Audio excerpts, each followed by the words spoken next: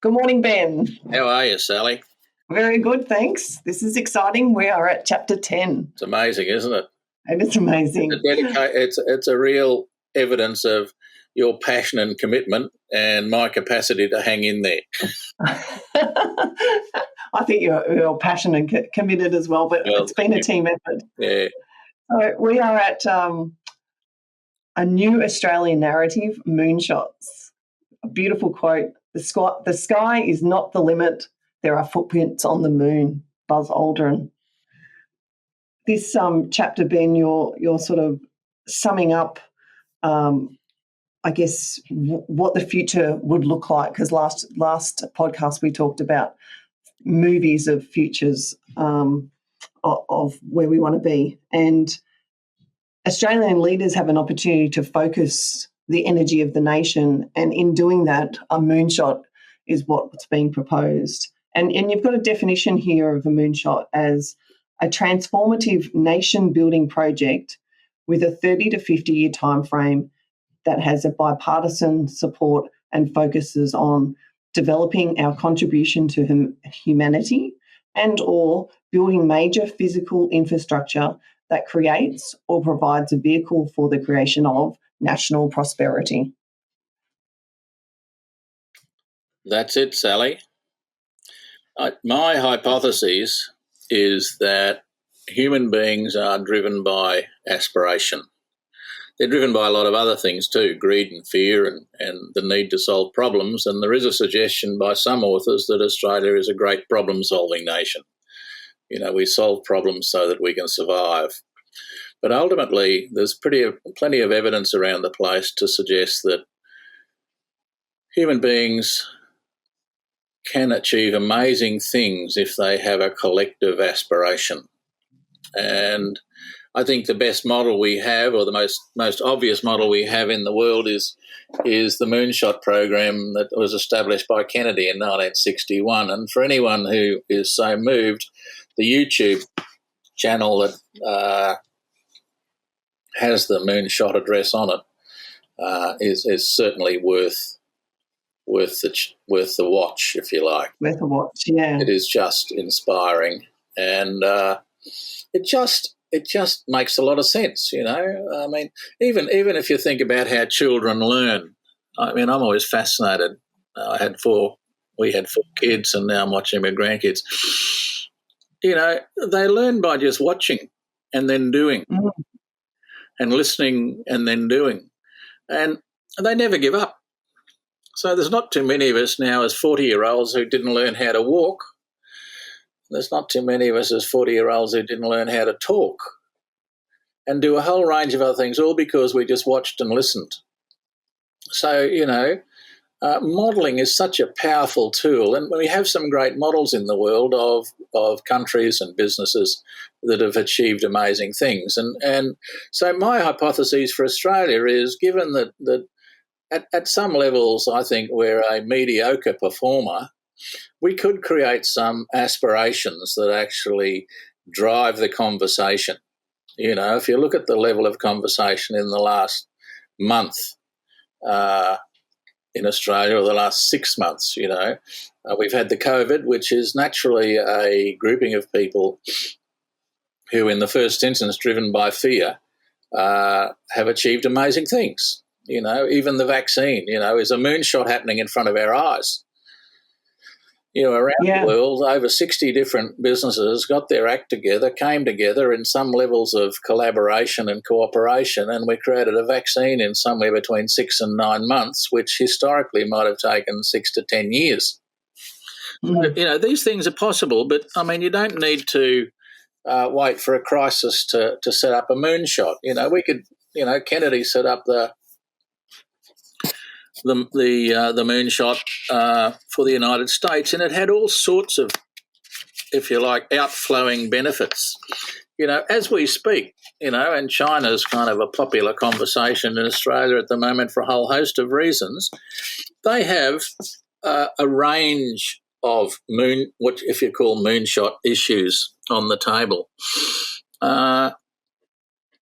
And there's no doubt they have a particularly long-term strategy. And I mean, the question I ask is, where's Australia's long-term strategy?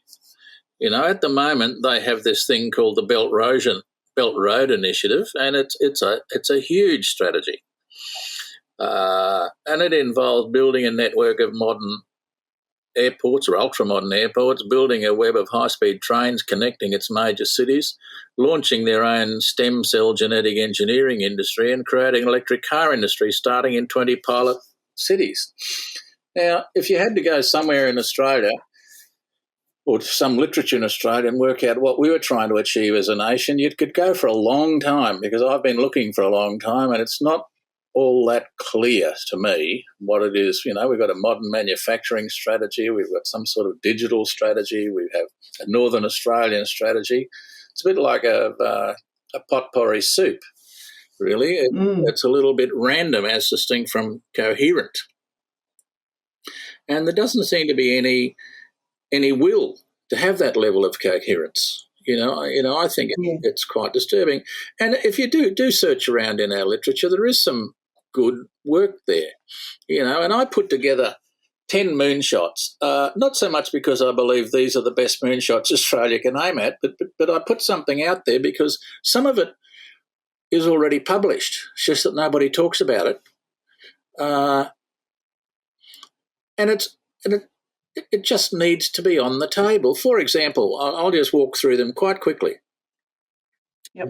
Australia as the healthiest nation in the world. We certainly lead the world in many health-related areas, our Nobel Prize winners. We've had more Nobel Prize winners for health and related sciences than we've had for anything else. So, we have a great platform there. And when the Moonshot, the healthiest nation in the world, was published, I'll bet Bill Ferris, who published it in his innovation document, wasn't thinking about the COVID, because right now we probably are one of the healthiest nations in the world. He was probably thinking in terms of lifespan and age and a whole range of different health indicators, if you like. But right now, because of because we're an island, our geographic position, and some modestly good leadership, we're one of the healthiest nations in the world. But that's a great aspiration, and that needs to continue. Here's one that's close to my heart. We've always talked about mining as being the platform for our success, and prior to that, agriculture. We have a pretty amazing biotechnology sector in Australia. Why wouldn't that replace mining as a major driver of Australia's wealth creation? It's related to the healthcare area and certainly some of the others, ag tech and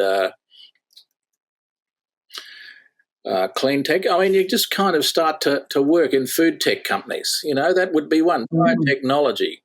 Why wouldn't we build an Australian Nestle, a global top 5 food and fibre brand? New Zealand's got Fonterra, but we blissfully have sold off many of our food companies to international businesses for all sorts of very good reasons, like we'll take $1 now. How many Australian businesses have actually bought an offshore business so that we can capitalise our competence? If you have another look, a national road transport system modelled on the best of the world. Now, I am continually gobsmacked that in this country, around each of the states, we still have different gauges operating. It leaves me absolutely bewildered. Not only that, I read in the Australian on the weekend that it's taken us over 25 years, longer, 30 years, to build a 5-star road going from Brisbane to Sydney. Now, on what planet is that an acceptable time frame? The Sydney-Brisbane road was always a horror road, but it's taken them 25 years to get it. And I suspect it's just an allocation of resources, which is a function of an allocation of commitment.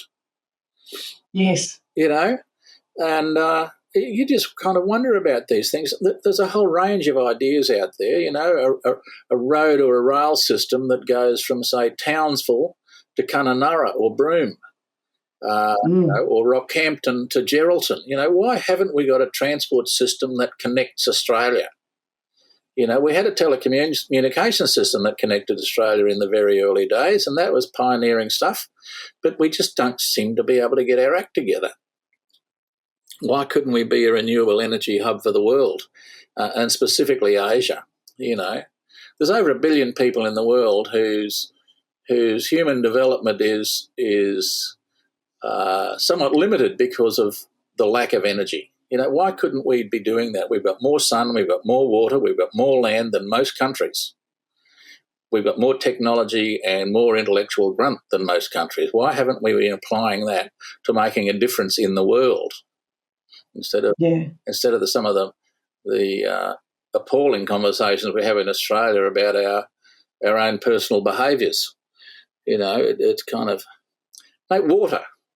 Since I was a child, I've known that Australia was the driest country on earth, and pretty well every school child was taught that in my day. So why haven't we established a position where we're water resilient at a number of people, pick 70 million, so that there is no doubt that we would be water resilient at 70 million people if we had these things in place. Now, it's just extraordinary that we haven't done that. Israel, which was founded a long time after we were, started with two major disadvantages, if you like. They were likely to be blown off the face of the earth at any given point in time, and they had no water. So in 70 years, they've built the most sophisticated defence system in the world, and they have major technology companies queuing up to set up headquarters and research facilities in Israel. I suspect we've got some here, but not nearly as many, and maybe they're doing it for different reasons because of their lifestyle issues. They have a technology system to die for. Water. They lead the world in irrigation systems. Not only that, they tell me the desert is receding. We sit here and we have more rain in northern Australia than we need for the whole of Australia, but we don't seem to be able to capture it to do anything with it. We're very happy to run from droughts to floods to cyclones to bushfires and we kind of say, oh, well, that's the way climate change is and we should do something. But why wouldn't we be building a resilient system that allowed us to manage it? Australia in the top 10 defence technology exporters in the world.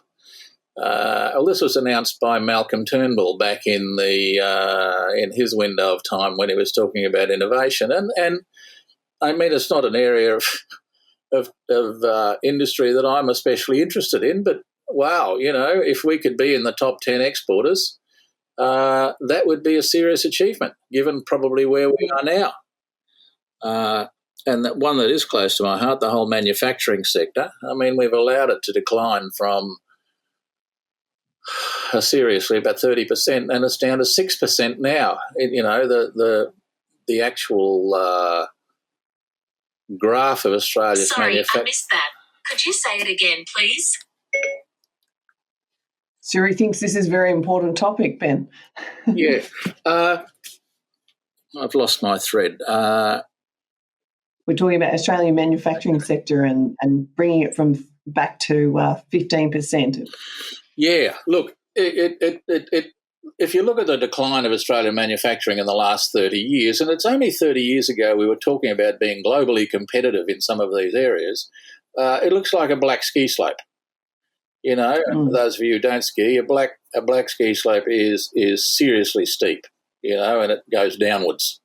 So, I just find it incredible that's been allowed to happen.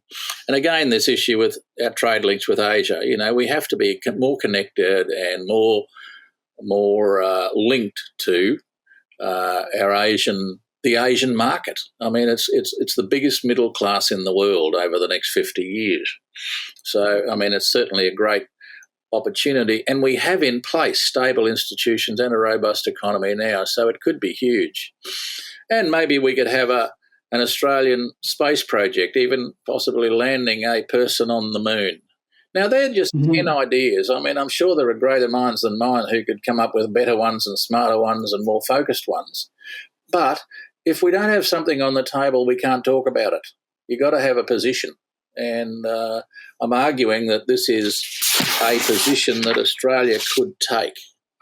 You know, it's quite fortuitous at the moment, actually, that we're planning in Brisbane, as we speak, an application for the 2032 Common Olympic Games. Now, Australia takes great pride in its performance in sport, to the extent that we built an Institute of Sport to improve our overall sporting performance for the country. You know, after the Montreal Games, where we were judged to be serious underperformers, the government got its act together and set up the Institute of Sport. And it kind of culminated in the Sydney Olympics, where we were over the moon about what a wonderfully performing nation we are. And only recently I was listening to a podcast talking about, I think it was the celebration of 40 years for the Institute of Sport, and they were talking about the fact we needed to renew and refresh our position in Australian sport because since Sydney it's deteriorated a little. Look, we don't do that when we look at our position to do with any of the indicators I talked about. No. You know, prosperity is a generic measure that we could be looking at, and there are indicators out there that, in the world that we can benchmark against. So I can't understand why we're not just as interested and worried about our prosperity as we are about our performance in Australian sport. You know, so I do think that we need to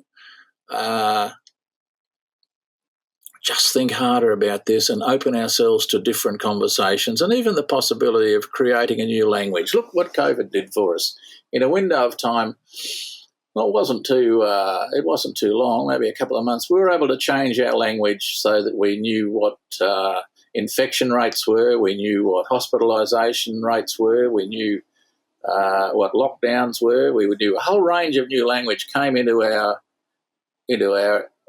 lexicon, if you like, with not much trouble. But we seem to have a lot of trouble getting into the conversation about wealth creation and prosperity and measuring those sorts of indicators that are important. So my hypothesis is, and I can go on to thinking about the next stages, how we can go about cracking this open, but it requires a leadership system that has imagination and foresight. And that's on both sides. That's in government and business and the not-for-profits, you know, the social cause marketing and businesses that are around the place. You know, we have to have some sort of strategic view of the world that allows Australians to unite behind something. You know, the federation is the lowest form of cooperation, if you like, so we have to rise above the federation. And part of the moonshot thing and national